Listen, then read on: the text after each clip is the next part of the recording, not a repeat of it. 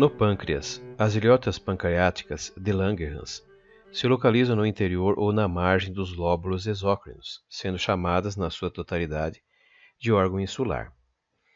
As 500.000 a 1,5 milhão de ilhotas, com diâmetro aproximado de 10 a 200 micrômetros, aparecem como áreas pálidas, arredondadas ou ovais, no meio do parênquima glandular exócrino intensamente corado, organizadas em cordões ou trabéculas.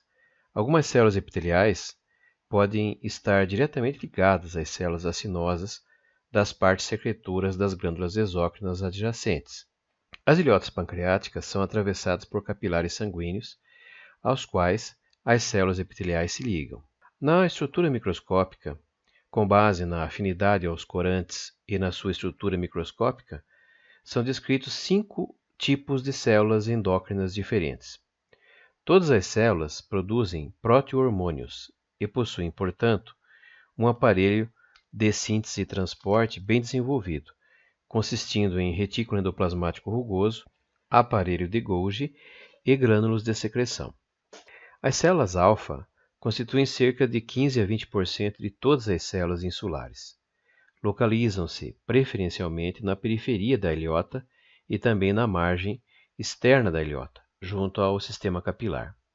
Elas produzem o hormônio glucagon, um hormônio de 29 aminoácidos na cadeia peptídica e um produto da fragmentação da cromogranina A, a pancreastatina.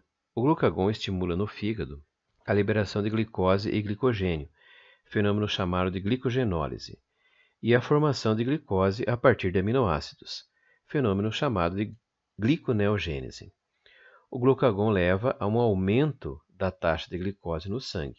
Também estimula a lipólise. As células beta, compondo aproximadamente 80% das células insulares, estão uniformemente distribuídas por toda a ilhota.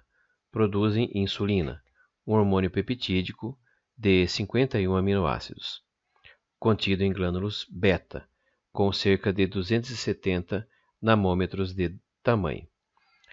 Além disso, as células beta contêm GABA, ácido gama-aminobutírico, um neurotransmissor inibidor. A insulina promove a síntese de glicose no fígado e na musculatura estriada esquelética e diminui a taxa de glicose no sangue. A falta de insulina, ou uma quantidade insuficiente de insulina liberada pelas ilhotas, causa uma elevação da taxa de glicose no sangue, conhecida como hiperglicemia. Um aumento permanente das taxas de glicose no sangue acima de 120 mg a cada 100 ml de sangue causa um distúrbio do metabolismo dos açúcares, o que chamaremos de diabetes mellito. O aumento da liberação de insulina pode, portanto, diminuir severamente a taxa de glicose no sangue, podendo causar perda da consciência e parada respiratória. Este é o choque hipoglicêmico. Isso pode ocorrer por hiperfunção do órgão insular, como por exemplo em consequência de um tumor de células beta, conhecido como insulinoma ou adenoma insular. As células delta, cerca de 5% de todas as células insulares, localizam-se preferencialmente na margem da parte externa da ilhota e contêm grânulos hormonais homogêneos com aproximadamente 320 nanômetros de tamanho. Eles estão preenchidos com somatostatina, um hormônio regulador de 14 aminoácidos. A somatostatina diminui a distribuição de insulina e glucagon. Um tumor das células delta, um somatostatinoma, leva, portanto, a um aumento da taxa de glicose no sangue. As células delta ainda contêm beta-endorfina. Existem ainda as células PP ou células F, que produzem o polipeptídeo pancreático, que também ocorre nas células endócrinas disseminadas no epitélio intestinal. O polipeptídeo pancreático atua antagonicamente à colecistocinina e diminui a secreção das células exócrinas pancreáticas.